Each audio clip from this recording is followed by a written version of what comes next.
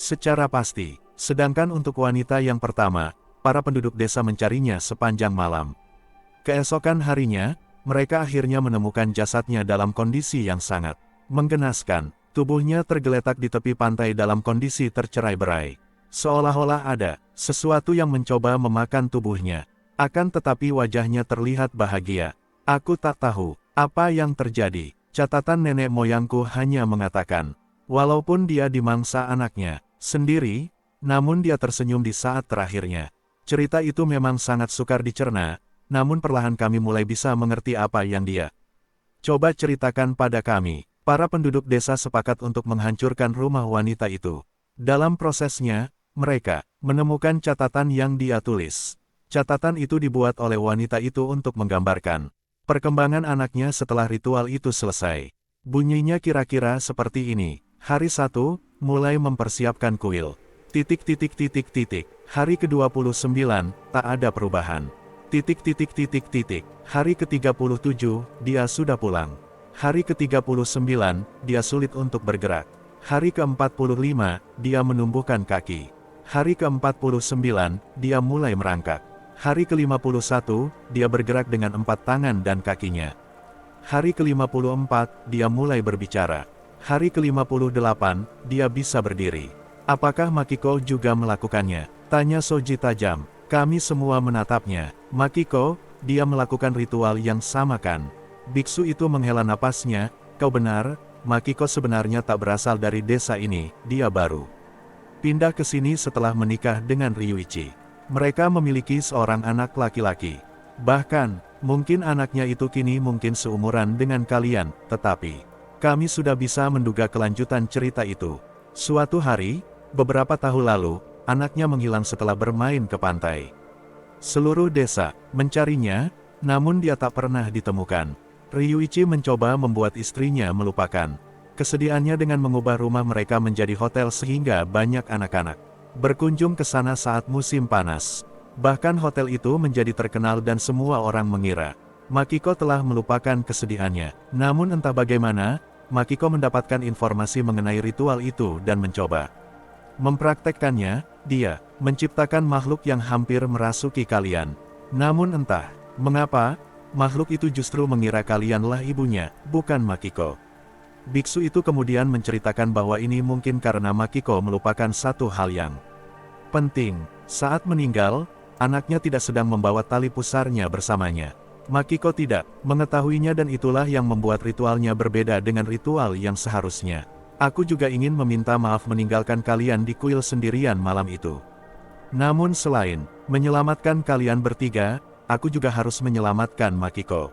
Sama seperti kalian, nyawanya juga dalam bahaya. Kami semua tadi malam menguncinya di kuil utama, seperti yang dilakukan nenek moyangku saat hal ini pertama terjadi. Petik 2. Tiba-tiba Soji berdiri. Dengan gemetar marah, dia menatap sang biksu dengan tajam. Kalian melindunginya. Untuk apa? Jelas-jelas dia hampir membuat nyawa kami terancam. Dia hendak mengorbankan nyawa kami untuk menghidupkan kembali anaknya.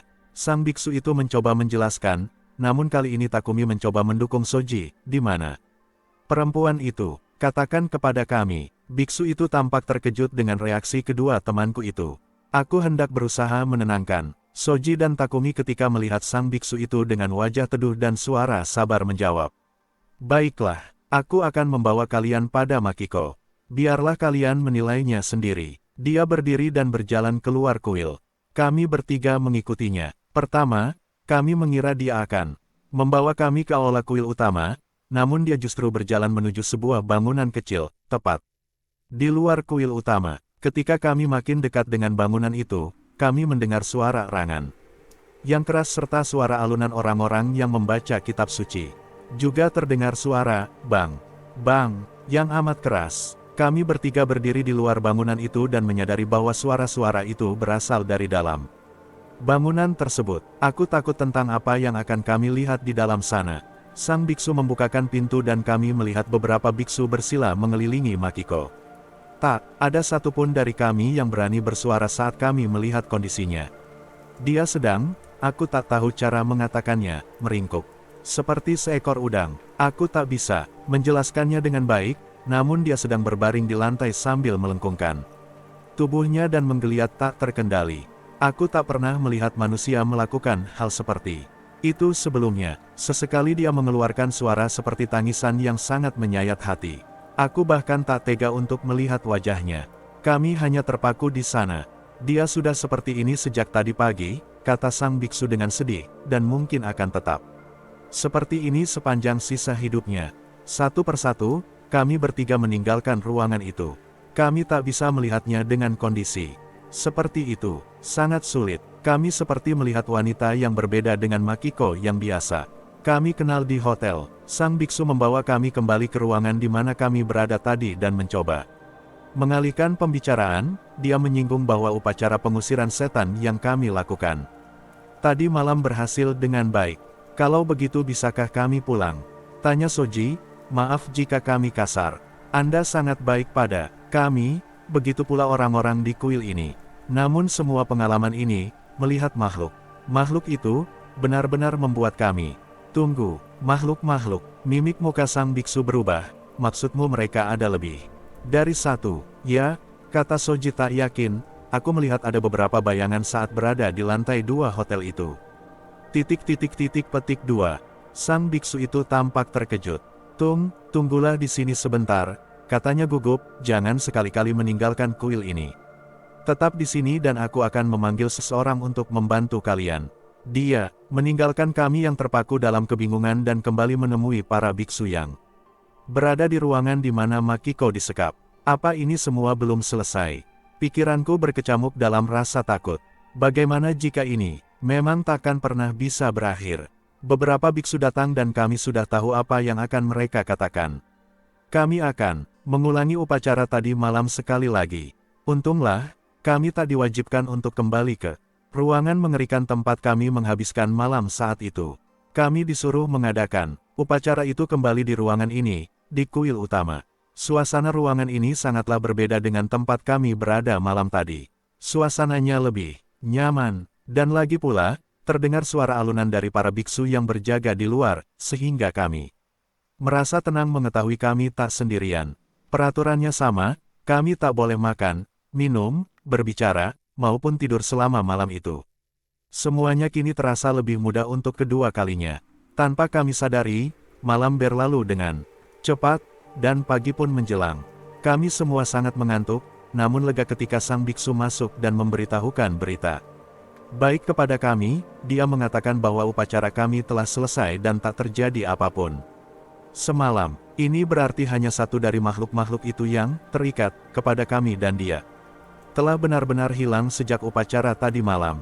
Kami sangat lega, namun sebelum kami diperbolehkan pulang, dia mengatakan bahwa ada seseorang yang ingin menemui kami. Kami sangat terkejut melihat siapa orang itu. Ternyata itu Ryuichi. Wajahnya sangat pucat dan dia membungkuk, meminta maaf pada kami. Semula kami memang sangat marah pada istrinya. Namun sekarang setelah melihat keadaannya, kami justru merasa iba. Kami juga merasa ini bukan salah Ryuichi. Bahkan dia sudah berusaha untuk menolong kami hingga sejauh ini. Aku mulai mengerti apa yang terjadi. Ritual yang dia lakukan sepertinya sama dengan ritual yang dilakukan para ibu yang kehilangan anak mereka di laut itu. Namun mungkin dia mendengarnya secara samar dan dalam kesedihannya yang mendalam, ia pun dengan putus asa mencobanya. Namun dia melupakan hal utama dari ritual itu. Seharusnya sang anak yang membawa tali pusar itu, namun justru Makiko yang masih menyimpannya. Ini sebabnya, mungkin apa yang dia panggil bukanlah anaknya, melainkan sesuatu yang lain. Itu sebabnya, dia tak mengenali Makiko sebagai ibu mereka, bahkan justru menganggap kami sebagai ibunya. Aku mulai bisa merasakan apa yang dirasakan Makiko saat itu.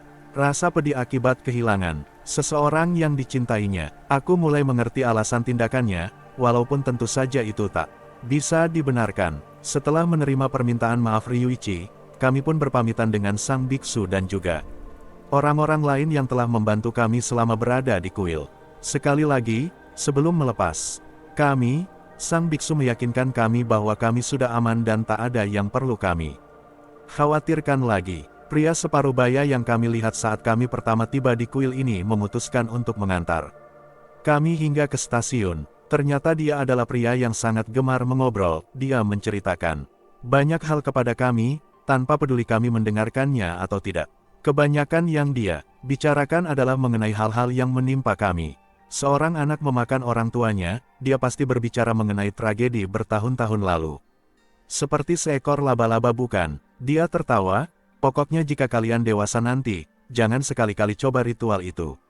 Atau jika tidak, tanggung sendiri akibatnya. Aku belajar satu hal dari bapak yang banyak omong ini.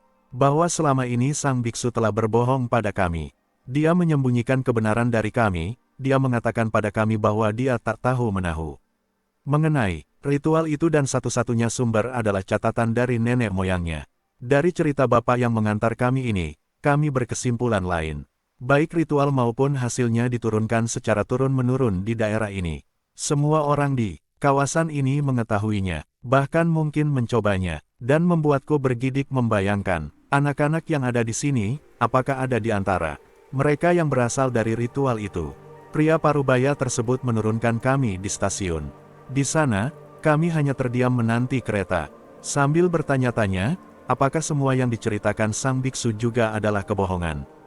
Sejak kami kembali ke Tokyo, tak pernah terjadi sesuatu yang aneh kepada kami.